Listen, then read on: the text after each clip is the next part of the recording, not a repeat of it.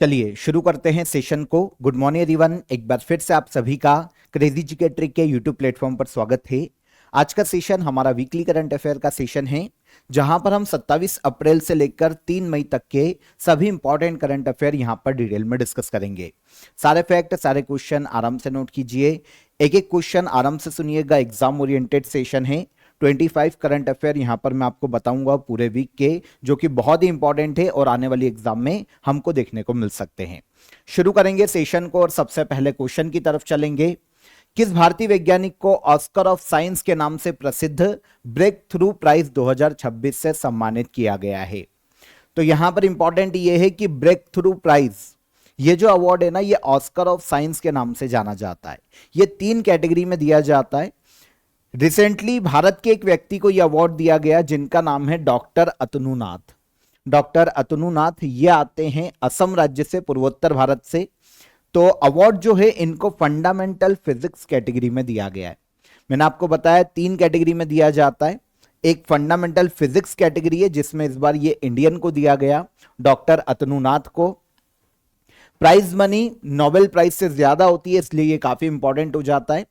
कुछ दिन पहले ही ये जो अवार्ड है ना, मैथमेटिक्स की कैटेगरी में दिया गया है फ्रैंक मर्ले को। ये फ्रांस के मैथमेटिशियन है, तो मैथमेटिक्स कैटेगरी में फ्रैंक मर्ले को यह अवार्ड दिया गया और इंडियन डॉक्टर अतनुनाथ को दिया गया फंडामेंटल फिजिक्स कैटेगरी में। कौन सा प्राइज है? तो ये ब्रेक थ्रू प्राइज है 2026 के लिए। पहले हम डॉक्टर अतनुनाथ की बात करें। जैसा कि मैंने आपको बताया असम से आते हैं, ठीक है ना। असम में टीहू कॉलेज, जो कि असम के नालबारी में देखने को मिलता है, यहां पर ये असिस्टेंट प्रोफेसर के रूप में कार्यरत है। अवार्ड की बात करें तो 2012 में इसकी शुरुआत की गई थी। 3 कैटेगरी में, एक है मैथमेटिक्स, एक है फंडामेंटल फिजिक्स जिसमें इंडियन को मिला, और एक है लाइफ साइंस। अभी लाइफ साइंस की कैटेगरी में किसी को नहीं दिया गया है, तो 2 कैटेगरी में दिए जा चुके हैं। ग्लोबल लेवल पर ये जो मैथमेटिक्स से, साइंस से, इन क्षेत्रों में जो योगदान देते हैं, जो इनोवेटिव आइडियाज देते हैं, उनको ये अवार्ड दिया जाता है। यूएसए की एक ऑर्गेनाइजेशन है जिसका नाम है ब्रेक थ्रू प्राइज फाउंडेशन।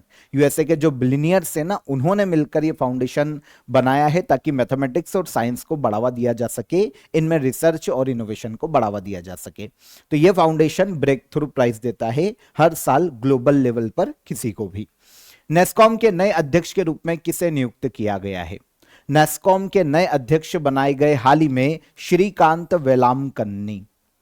देखिए, नेस्कॉम के बारे में हमको पता होना चाहिए कि नेस्कॉम एक्चुअल में है क्या। तो भारत में जो टेक इकोसिस्टम है उसकी एक ऑर्गेनाइजेशन है। ग्लोबल लेवल पर इंडियन टेक इकोसिस्टम को, टेक्नोलॉजीज कंपनीज जो होती है उनके इकोसिस्टम को तैयार करना, भारत में आईटी और बीपीओ इंडस्ट्री का एक ऑर्गेनाइजेशन है जो कि गवर्नमेंट और इन कंपनीज के बीच में ब्रिज के रूप में काम करता है। तो इसी नेस्कॉम के, इसका फुल फॉर्म होता है national association of software and service companies, short में नेस्कॉम। इसके नए अध्यक्ष बनाए गए हैं श्रीकांत वेलामकन्नी।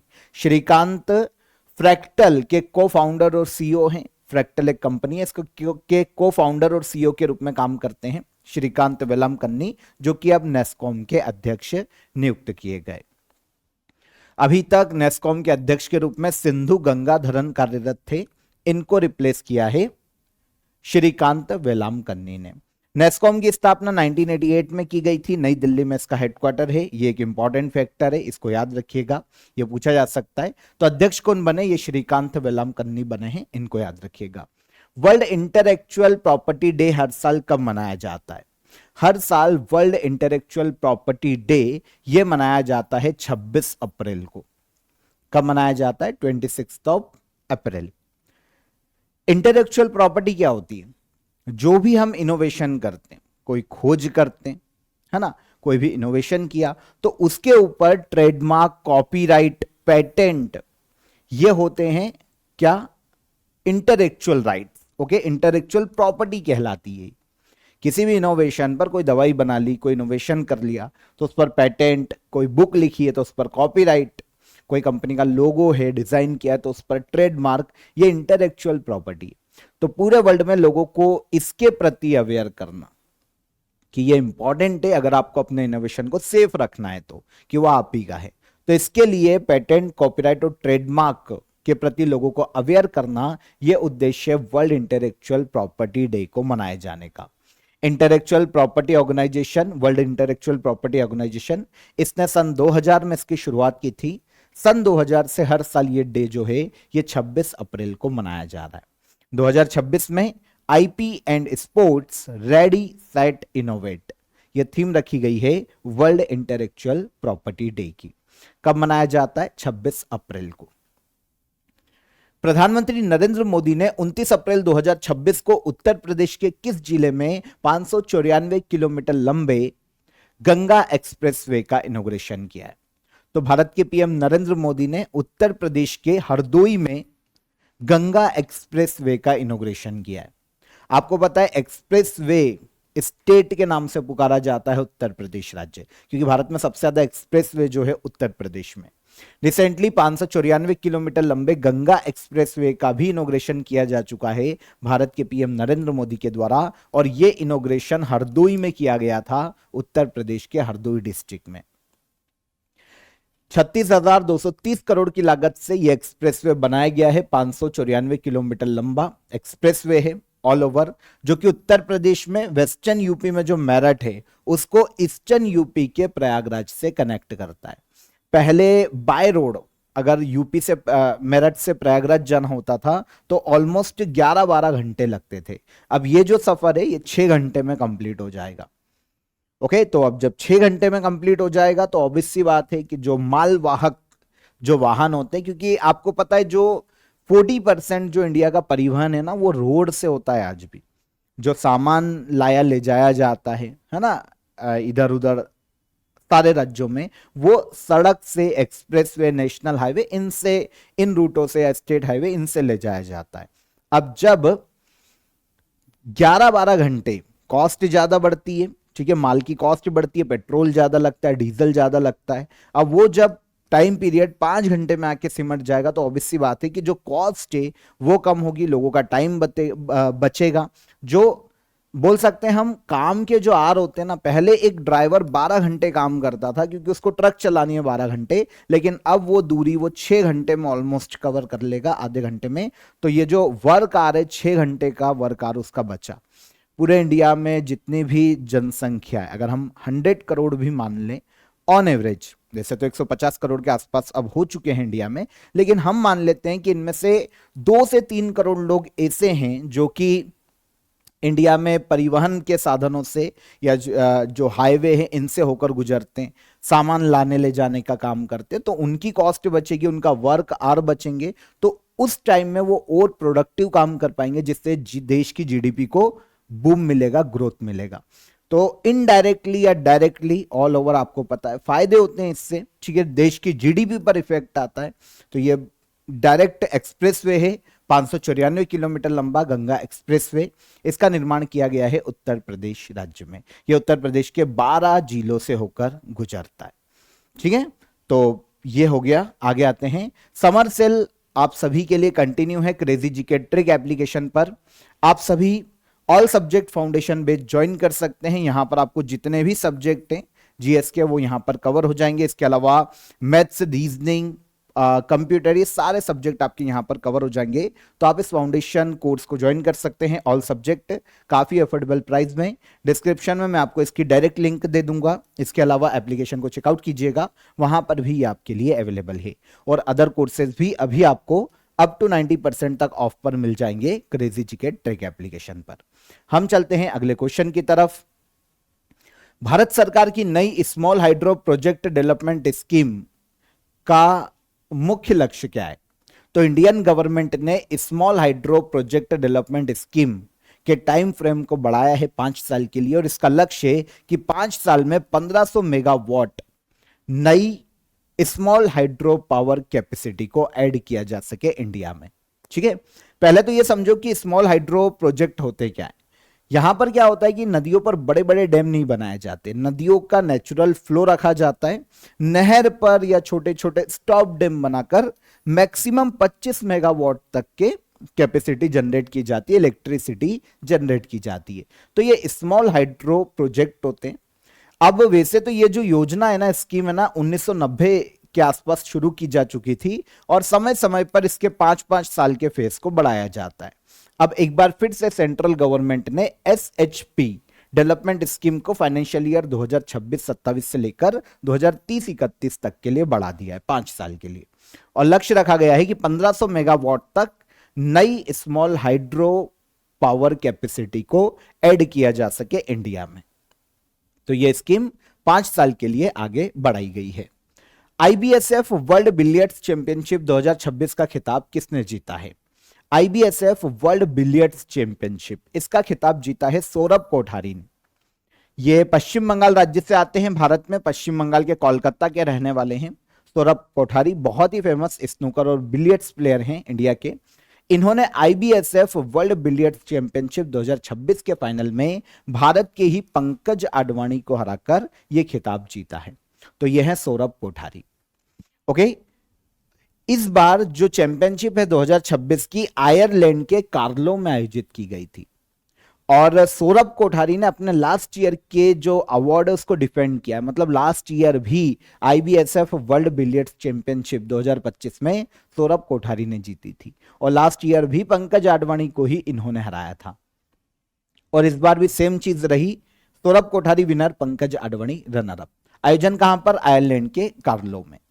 ये जो चैंपियनशिप है ना IBSF वर्ल्ड बिलियर्ड्स चैंपियनशिप, ये चैंपियनशिप सबसे ज्यादा 19 बार पंकज आडवाणी ने जीती है। भारत के प्लेयर है बिलियर्ड्स और स्नूकर के, तो सबसे ज्यादा बार पंकज आडवाणी ने ही ये चैंपियनशिप जीती है। इंटरेस्टिंग। आगे आइए, महाराष्ट्र और गुजरात का स्थापना दिवस 1 मई को मनाया जाता है।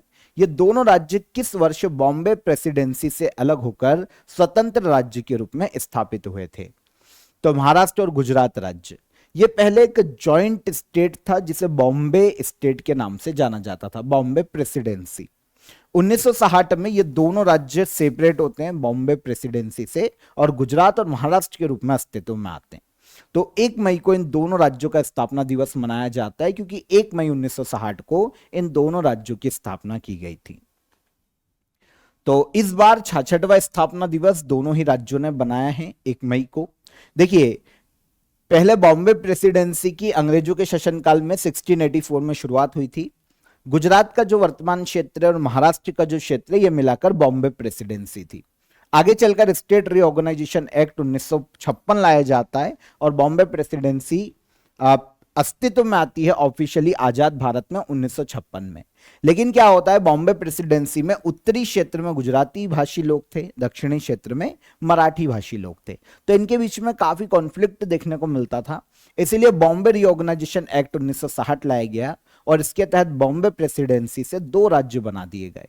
एक दक्षिणी जो मराठी भाषी थे उनको मिलाकर महाराष्ट्र बनाया गया और उत्तरी जो गुजराती भाषी थे उनको मिलाकर गुजरात बना दिया गया। तो इस तरीके से ये 2 स्टेट 1 मई 1960 को अस्तित्व में आए। किन 2 भारतीयों को व्हिटली अवार्ड 2026 से सम्मानित किया गया है?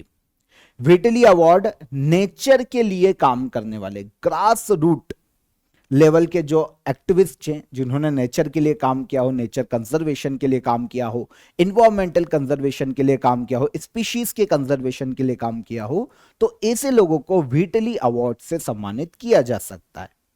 अब इस बार 2 भारतीयों को व्हिटली अवार्ड दिया गया 2026 में। एक है बरखा सुब्बा और एक है परवीन शेख।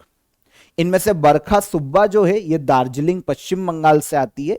वहां पर इन्होंने हिमालयन सलमेंडर की स्पीशीज के संरक्षण के लिए, यह चिपकली की एक प्रजाति है, तो हिमालयन सलमेंडर के संरक्षण के लिए काफी काम किया।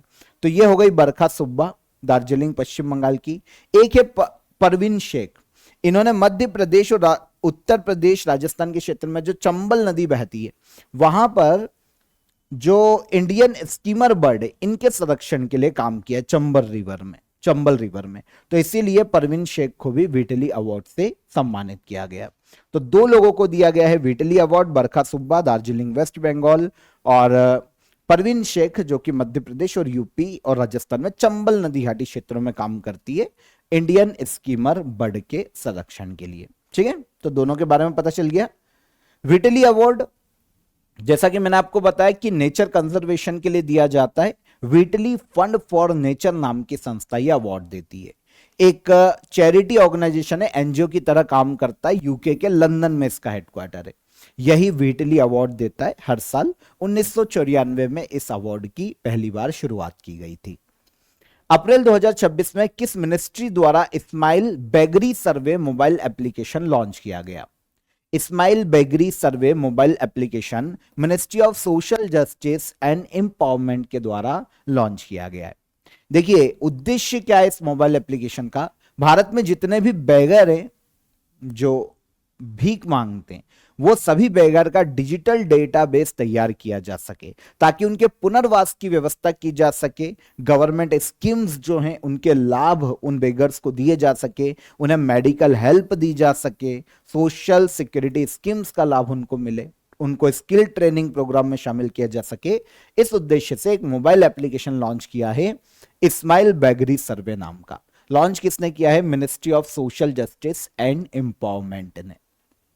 तो अभी भारत की 100 सिटीज में बेगर्स के लिए काम तेज किया जाएगा और इसी उद्देश्य से इस मोबाइल एप्लीकेशन को लाया गया। दुनिया का पहला स्थायी परमाणु अपशिष्ट भंडार किस देश द्वारा बनाया गया?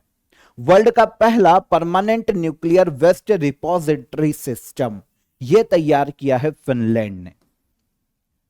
देखिए काफी देश है जो कि न्यूक्लियर एनर्जी प्रोड्यूस करते हैं, न्यूक्लियर एनर्जी बनाते हैं, इंडिया जैसे देश भी हैं, काफी देश है वर्ल्ड के, लेकिन फिर भी वो जो न्यूक्लियर वेस्ट होता है ना, उसको डंप करने के लिए, उसे खत्म करने के लिए उनके पास कोई लॉन्ग टर्म स्ट्रेटेजी नहीं है। तो फिनलैंड ने इसका सोल्यूशन निकाला है। फिनलैंड ने दुनिया का पहला परमानेंट न्यूक्लियर वेस्ट रिपोजिटरी ओनकालो, जिसको नाम दिया गया है, यह लॉन्च किया है। एक्चुअल में इन्होंने क्या किया, फिनलैंड में जमीन के नीचे 400 से 450 के ऑलमोस्ट 400-500 मीटर नीचे ग्रेनाइट रॉक्स के अंदर ये उस न्यूक्लियर वेस्ट को डंप करेंगे। मेन पर्पस है कि जो न्यूक्लियर वेस्ट है जो भी निकल के आया है उसको लगभग 1 लाख साल तक सेफली स्टोर किया जा सके जमीन के अंदर। तो इसीलिए वर्ल्ड का पहला परमानेंट न्यूक्लियर वेस्ट रिपोजिटरी ओनकालो ये डेवलप किया है किसने? फिनलैंड ने। देखिए ओनकालो क्या है? डीप अंडरग्राउंड स्टोरेज है, मल्टीपल सुरक्षा इसकी देखने को मिलेगी। एक तो ग्रेनाइट रॉक के अंदर ये डंप किया जा रहा है और स्टील और कॉपर के जो कंटेनर्स है उनमें इनको पूरा पैक किया जाएगा। ऑलमोस्ट 1 लाख साल तक यहां से रेडिएशन से पूरी तरीके से सुरक्षित किया जाएगा इस न्यूक्लियर वेस्ट को। तो बहुत ही इंपॉर्टेंट है ऐसा करना, क्योंकि न्यूक्लियर वेस्ट जो है वो हजारों सालों तक रेडिएशन छोड़ता है, हार्मफुल होता है, तो उसका एक सही तरीके से निपटारा जरूरी होता है। केंद्र सरकार के वाइब्रेंट विलेज प्रोग्राम सेकेंड के तहत हाल ही में जम्मू कश्मीर के किस जिले के 6 सीमावर्ती गांवों को शामिल किया गया है? वाइब्रेंट विलेज प्रोग्राम इसका सेकेंड फेज चल रहा है। इसके तहत जम्मू कश्मीर के कठुआ जिले के 6 गांवों को रिसेंटली इस स्कीम में शामिल किया गया है।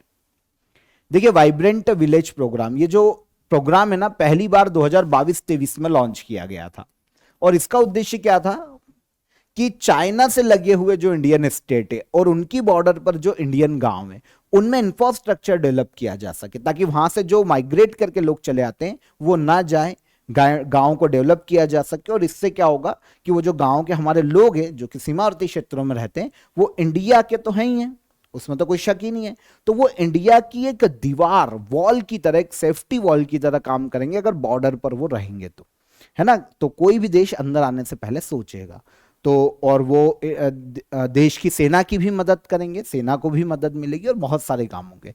तो ये वाइब्रेंट विलेज प्रोग्राम शुरू किया गया था 2022-23 में। शुरुआत में क्या किया गया था कि चाइना से लगे हुए जो स्टेट है ना उनको काउंट किया गया था, उनसे लगे हुए गांवों को। सेकेंड फेज में चाइना के अलावा जो भी अदर देश है, पाकिस्तान, बांग्लादेश, इनसे लगी हुई जो बॉर्डर है ना उनको भी कवर किया गया, उनके गांवों को भी डेवलप करने के लिए, इंफ्रास्ट्रक्चर डेवलप के लिए सेकेंड फेज इसका शुरू किया गया था। रिसेंटली जम्मू कश्मीर के कठुआ डिस्ट्रिक्ट के 6 बॉर्डर विलेजेस को वाइब्रेंट विलेज प्रोग्राम सेकेंड में शामिल किया गया है। तो समझ गए होंगे, इजी है आपके पास। यहां पर आपको यह भी समझ में आ गया कि उद्देश्य क्या है। अब Vibrant Village Programme first phase 2022-23 में आया। शुरुआत में चाइना बॉर्डर के जो विलेजेस थे जैसे हिमाचल प्रदेश, उत्तराखंड, सिक्किम, अरुणाचल प्रदेश, लद्दाख, इनको कवर किया गया। 4,800 करोड़ रुपए का इसका बजट रखा गया था। फिर सेकेंड फेज जो है वो इसी साल 2026 में, रिसेंटली 2-3 महीने पहले इसे लॉन्च किया गया है। और चाइना के अलावा पाकिस्तान, नेपाल, बांग्लादेश, भूटान और म्यांमार के जो बॉर्डर विलेजेस है उनको डेवलप करने के लिए 6,839 करोड़ रुपए का बजट रखा गया। 2028 से 2029 तक के फाइनेंशियल ईयर तक ये लागू रहेगी। इसमें 1954 विलेजेस को डेवलप किया जाएगा, 15 स्टेट और 2 यूटीज के। नीति आयोग के नए उपाध्यक्ष के रूप में किसे नियुक्त किया गया है? नीति आयोग के नए उपाध्यक्ष बने हैं अशोक कुमार लाहिड़ी। ठीक है, नीति आयोग के अभी तक उपाध्यक्ष के पद पर सुमन के बेरी थे, इनको रिप्लेस किया है अशोक कुमार लाहिड़ी ने। तो नीति आयोग के पुनर्गठन के तहत जो भारत सरकार ने इनकी नियुक्ति की है।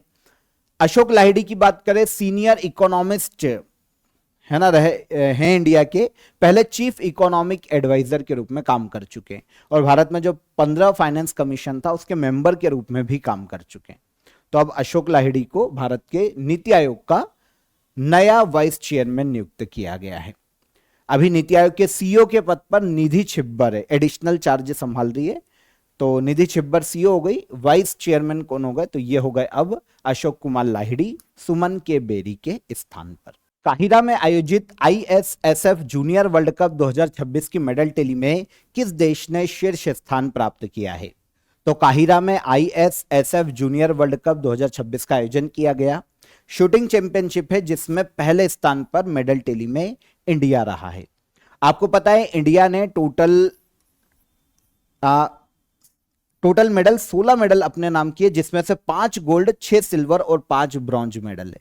तो टोटल 16 मेडल के साथ इंडिया मेडल टैली में पहले स्थान पर रहा। ISSF जूनियर वर्ल्ड कप है 2026 का, इजिप्ट या मिस्र के कायरो में इसका आयोजन किया गया। इंडिया ने अभी तक का सबसे बड़ा जो हमारे खिलाड़ियों का दल है वो भेजा था यहां पर। 71 शूटर हमने भेजे थे, 25 कंट्रीज के शूटर्स ने यहां पर पार्टिसिपेट किया था।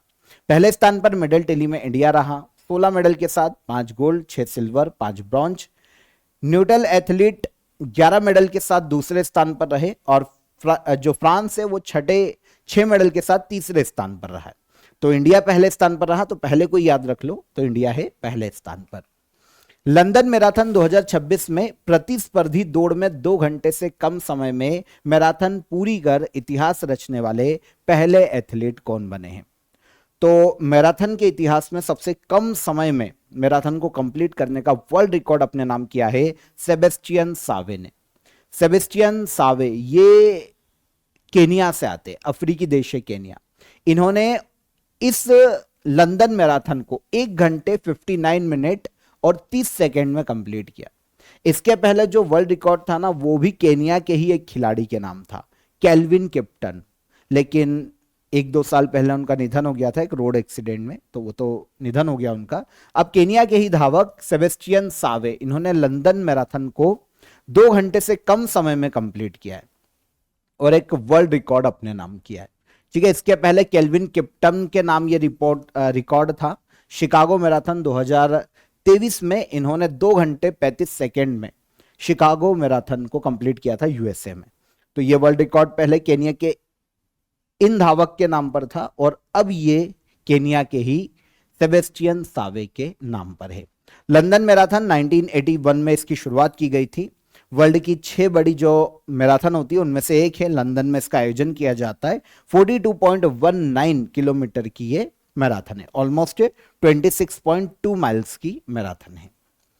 हाल ही में प्रकाशित सीपरी की report trends in world military expenditure 2025 के अनुसार भारत वैश्विक सैन्य खर्च में कौन से स्थान पर है? तो ये जो रिपोर्ट है ना, ये सीपरी की है, Stockholm international Peace Research Institute, Sweden के स्टॉकहोम की संस्था है। ये पूरे वर्ल्ड में जो हथियार हैं, जो सेना है, उन पर एनालिसिस करती है और रिपोर्ट जारी करती है।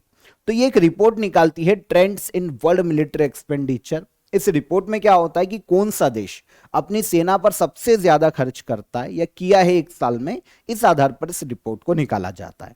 तो इसकी 2025 की हाल ही में एक रिपोर्ट आई है। इसमें ग्लोबल मिलिट्री एक्सपेंडिचर की बात करें तो इंडिया वर्ल्ड में 5वें स्थान पर है अपनी सेना पर खर्च करने के मामले में, 5वीं रैंक पर।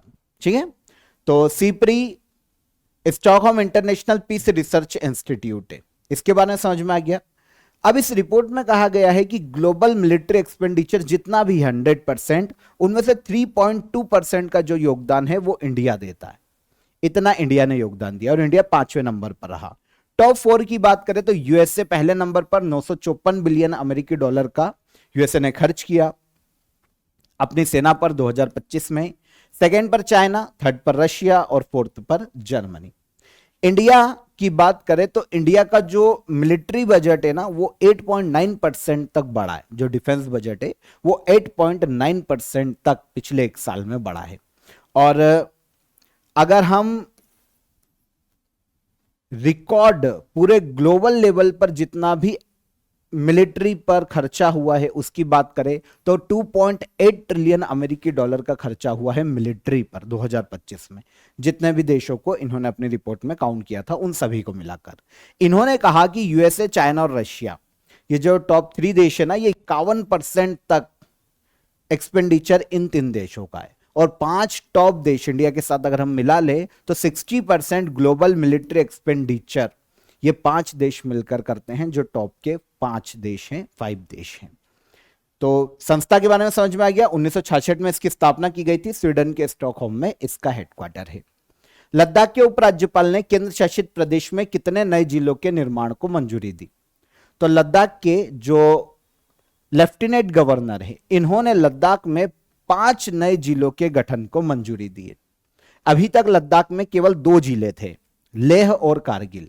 अब 5 और जिले मिले और कितने जिले हो गए? 7 जिले। लेफ्टिनेंट गवर्नर कौन है लद्दाख के? तो ये विनय कुमार सक्सेना है। वैसे नए जिलों के गठन को परमिशन अगस्त 2024 में दी जा चुकी थी, लेकिन अब फाइनली 2026 में 5 नए जिले बनाए गए और अब लद्दाख में जिलों की संख्या हो गई है 7। उद्देश्य क्या है? एडमिनिस्ट्रेटिव एफिशिएंसी को बढ़ावा देना, है ना, क्योंकि पहले एक जिले में एक बल होता था, एक कलेक्टर और ऐसी प्रशासनिक मशीनरी। लेकिन जब अब जिलों की संख्या बढ़ेगी तो नॉर्मली क्या होता है कि गवर्नमेंट सर्विस और ज्यादा स्पीड से, जो गवर्नेंस है और ज्यादा स्पीड से सभी क्षेत्रों में पहुंच पाएगी। नाइट फ्रैंक के पीरी 100 इंडेक्स के अनुसार लग्जरी आवासीय कीमतों में वृद्धि के मामले में किस भारतीय शहर ने ग्लोबल लेवल पर टॉप 10 में जगह बनाई है? तो नाइट फ्रैंक ये एक रियल एस्टेट कंसल्टेंसी फर्म है, नाइट फ्रैंक, ठीक है। तो इसके द्वारा पीरी 100 इंडेक्स को निकाला जाता है। इसमें एक साल में जो लग्जरी अपार्टमेंट या घर है उनकी कीमतों में सबसे ज्यादा वृद्धि किस सिटी में हुई है, उस आधार पर इस इंडेक्स को निकाला जाता है। तो टॉप 10 में इंडिया के जिस शहर ने जगह बनाई यह है बेंगलुरु। आंसर ए हो जाएगा। तो नाइट फ्रैंक की पीरी 100 इंडेक्स से, पीरी का मतलब है प्राइम इंटरनेशनल रेसिडेंशियल इंडेक्स। तो इस इंडेक्स में ग्लोबल रैंकिंग है जो दुनिया के बड़े शहरों में लग्जरी घरों की कीमतों में जो बदलाव हुआ है, जो बढ़ोतरी हुई है, सबसे ज्यादा जहां पर बढ़ोतरी हुई होगी एक साल में लग्जरी घरों में, वो सबसे टॉप पर रहेगा और फिर ऐसे रैंक दी जाती है। तो भारत का जो बेंगलुरु है ना वो इस इंडेक्स में 8वें नंबर पर है, 8वीं रैंक पर। बेंगलुरु में 9.4% की वृद्धि हुई है लग्जरी घरों में। मुंबई 10वें नंबर पर है, मुंबई में 8.7% का रेट बढ़ा है एक साल में। दिल्ली जो इंडिया की कैपिटल है वो इस इंडेक्स में 17वें नंबर पे, जहां पर लग्जरी घरों की कीमतों में 6.9% की वृद्धि हुई है। ओके, टॉप देखें तो टॉप इनमें हो गया टोक्यो 58.5%, सेकेंड पर आ जाता है दुबई, पहले पर टोक्यो, सेकेंड पर दुबई। इंडिया के टॉप 3 अगर देखें तो बेंगलुरु 8वीं रैंक पर है, मुंबई 10वीं रैंक पर है और दिल्ली हो जाता है 17th रैंक पर। तो टॉप 2 पता चल गया, इंडिया के टॉप 3 यहां पर पता चल गए। भारत के पहले निजी तौर पर विकसित ऑर्बिटल रॉकेट का नाम क्या है? इंडिया का पहला प्राइवेट डेवलप्ड ऑर्बिटल रॉकेट, इसको नाम दिया गया है विक्रम-1। अच्छा, किसने डेवलप किया है? तो इसे डेवलप किया है भारत की एक space startup company Skyroot Aerospace ने। हैदराबाद में इसका हेडक्वार्टर है। इसने भारत के पहले प्राइवेट ऑर्बिटल रॉकेट विक्रम-1 को डेवलप किया है। ऑर्बिटल रॉकेट वो जो किसी सैटेलाइट को, किसी स्पेसक्राफ्ट को पृथ्वी के ऑर्बिट में स्थापित करता है। ये ऑर्बिटल रॉकेट है। अभी तक केवल इसरो ये बनाता था, लेकिन पहली बार भारत के एक प्राइवेट कंपनी ने इसे बनाया है, स्काई रूट एरोस्पेस। मई या जून मंथ में सतीश धवन अंतरिक्ष केंद्र, जो कि आंध्र प्रदेश के श्रीहरिकोटा द्वीप पर है, यहां से इसे लॉन्च किया जाएगा। अगर ये सक्सेस हो जाता है तो स्काई रूट एरोस्पेस पहली कंपनी हो जाएगी जिसने प्राइवेट ऑर्बिटल रॉकेट को लॉन्च किया है, और नाम क्या दिया? विक्रम-1। 28 अप्रैल 2026 को किस देश ने घोषणा की कि वह 1 मई 2026 से ओपेक और ओपेक प्लस की सदस्यता छोड़ देगा? तो 1 मई को ओपेक की सदस्यता छोड़ी है यूएई ने। इसने लास्ट मंथ अप्रैल के एंड में अनाउंस किया था, ऑलमोस्ट 28 अप्रैल को, कि वो ओपेक और ओपेक प्लस की सदस्यता छोड़ेगा। ओपेक जो है ना, ये तेल निर्यातक और उत्पादक देशों का एक समूह है, ओपेक के नाम से जाना जाता है। तो अभी तक क्या था, इसमें 12 मेंबर थे टोटल, लेकिन अब इसमें केवल 11 मेंबर बचे हैं क्योंकि यूएई ने ओपेक की सदस्यता छोड़ी। कारण क्या है? तो देखिए, ओपेक जो है ना, उसका एक प्रोडक्शन कोटा होता है। ओपेक क्या है? तेल निर्यातक देशों का एक समूह है। ये कोटा डिसाइड करते इतना प्रोडक्शन करेंगे और जो तेल की कीमतें होती है ना, उसको स्टेबल करते हैं। पर अब यूएई ओपेक का सदस्य होने के कारण अपनी पूर्ण क्षमता का यूज नहीं कर पा रहा था। जो यूएई की है ना, वो क्षमता है 4.8 मिलियन बैरल पर डे की, लेकिन क्योंकि एक लिमिटेड ऑयल ही डेवलप करना होता है, उत्पादित करना होता है, अगर आप ओपेक के मेंबर हो, जितना ओपेक ने डिसाइड किया है, तो यूएई अपनी पूरी क्षमता का यूज नहीं कर पा रहा था, इसलिए 1 मई से ओपेक से अलग हो गया है यूएई। कतर 2019 में ओपेक से बाहर हुआ था, अंगोला 2024 में ओपेक से बाहर हुआ था, अब यूएई भी ओपेक से बाहर हो गया है। OPEC Organisation of the Petroleum Exporting Countries के नाम से जाना जाता है। 1960 में बगदाद में इसकी स्थापना की गई थी। 5 फाउंडिंग मेंबर है इसके: ईरान, इराक, कुवैत, सऊदी अरब और वेनेजुएला। धीरे धीरे इसकी मेंबर संख्या 20 से भी ज्यादा हो गई थी, लेकिन धीरे धीरे काफी देशों ने इसकी सदस्यता छोड़ी। अप्रैल तक 12 मेंबर थे, लेकिन अब यूएई की सदस्यता छोड़ने के बाद ओपेक में केवल 11 मेंबर बचे हैं। ओपेक का हेडक्वार्टर ऑस्ट्रिया के वीना में देखने को मिलता है। अप्रैल 2026 में 17वां पिट्सबर्ग क्लाइमेट डायलॉग किस देश ने होस्ट किया? तो पिट्सबर्ग क्लाइमेट डायलॉग ये जर्मनी में आयोजित किया जाता है। जब कॉप की बैठक होने वाली होती है ना, जलवायु परिवर्तन पर, जो कॉन्फ्रेंस ऑफ पार्टीज आयोजित की जाती है हर साल, उसकी रूपरेखा तैयार करने के लिए पिट्सबर्ग क्लाइमेट डायलॉग का आयोजन किया जाता है। 2010 से यह आयोजित किया जा रहा है जर्मनी में। इस बार इसका 17वां एडिशन है। ठीक है।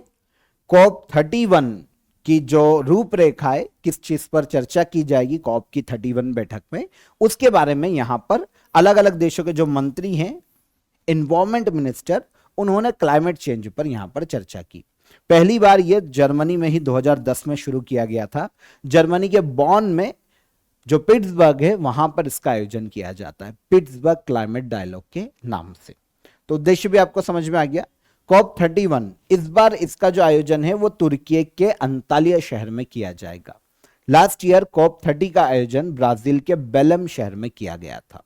United nation framework convention on climate change के तहत जलवायु परिवर्तन पर यह सबसे बड़ी एनुअल मीटिंग है वर्ल्ड की, जो कि हर साल आयोजित की जाती है। इस साल तुर्की में इसका आयोजन किया जाएगा।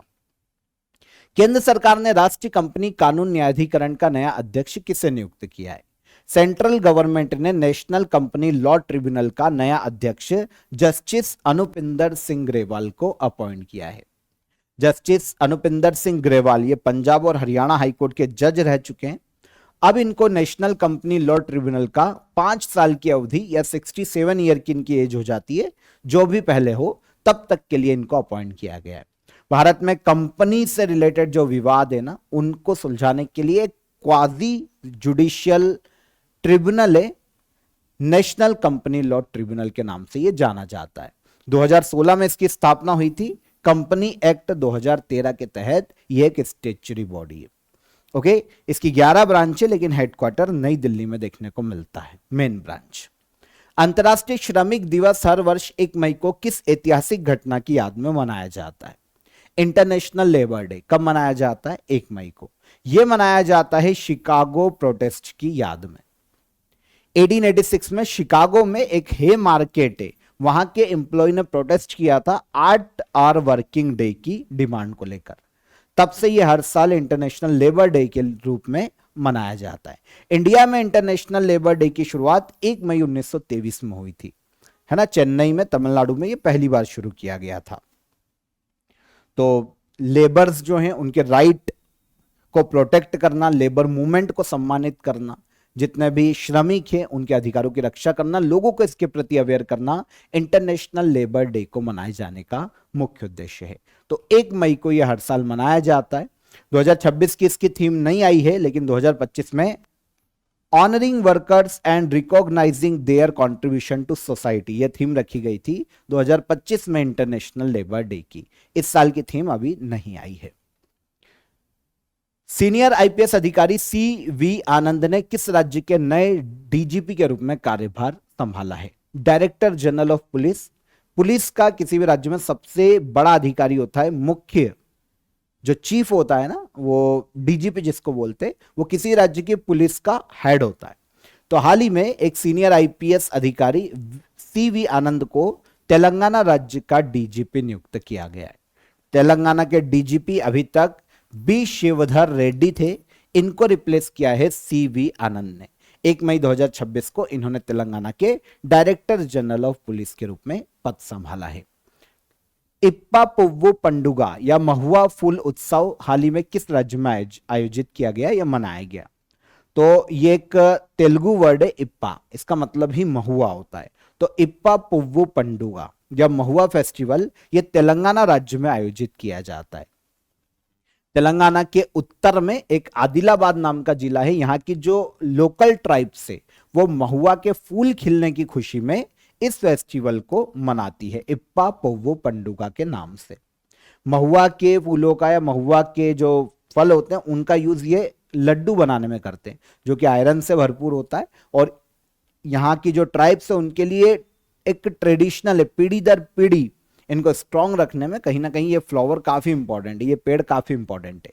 तो इनके सम्मान में इनका जो औषधि गुण है उसके प्रति अवेयरनेस फैलाने के लिए इप्पा पुव्वू पंडुगा उत्सव तेलंगाना के उत्तर में आदिलाबाद में वहां की लोकल ट्राइब के द्वारा हर साल आयोजित किया जाता है।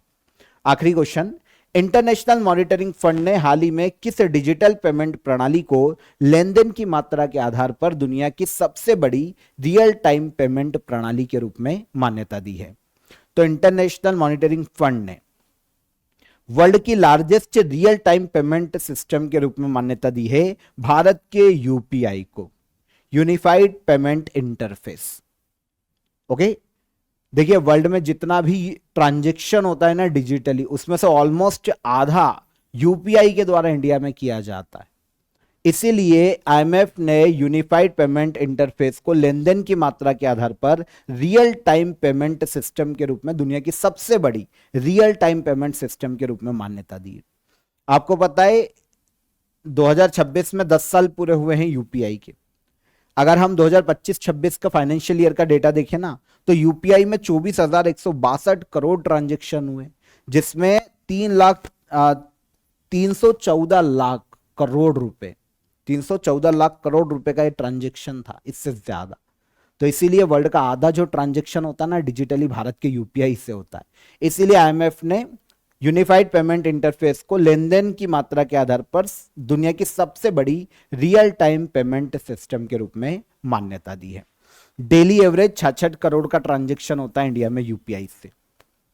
एक डिजिटल मर्चेंट पेमेंट सिस्टम है ये, ठीक है। 11 अप्रैल 2016 को ये अस्तित्व में आया था। शुरुआत में 21 बैंक इससे जुड़े हुए थे, अभी वर्तमान में 700 से ज्यादा बैंक यूपीआई से कनेक्ट है। ओके, तो यहां पर हमने 27 अप्रैल से लेकर 3 मई तक के सभी करंट अफेयर डिटेल में डिस्कस किए। आज के वीकली करंट अफेयर में ऑफर ऑफ द डे की लिंक मैंने आपको डिस्क्रिप्शन में दे दी है। ऑल सब्जेक्ट फाउंडेशन कोर्स को आप ज्वाइन कर सकते हैं अभी के लिए समर सेल में, काफी अफोर्डेबल प्राइस में। तो डिस्क्रिप्शन चेक करो, वहां पर लिंक पर क्लिक करो और डायरेक्ट इसे अवेल करो। हम मुलाकात करेंगे कल के डेली करंट अफेयर में, तब तक आप अपना ख्याल रखिएगा। जय हिंद, जय भारत।